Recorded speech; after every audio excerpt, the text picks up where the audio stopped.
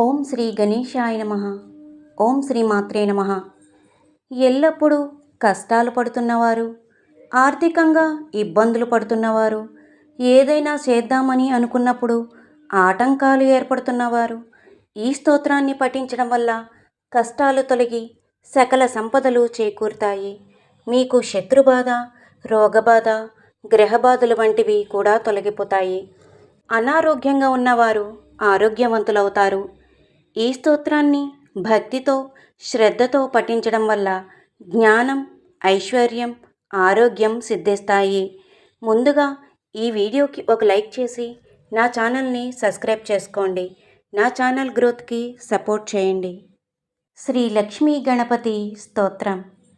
ఓం నమో విఘ్నరాజాయ సర్వసౌఖ్యప్రదాయినే దుష్టారిష్టవినాశాయ పరాయ పరమాత్మనే లంబోదరం మహావీర్యం నాగయజ్ఞోపశోభితం అర్ధచంద్రధరం దేవం విఘ్నవ్యూహవినాశనం.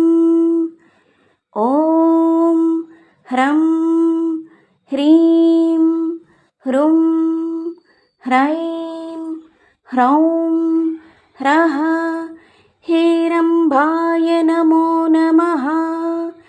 స్వసిద్ధిప్రదోసి త్వం సిద్ధిబుద్ధిప్రదో భవ. చింతితార్థప్రదస్వం హి సతతం మోదకప్రియా. సింధూరారుణవస్త్రైశ్చ పూజితో వరదాయకా.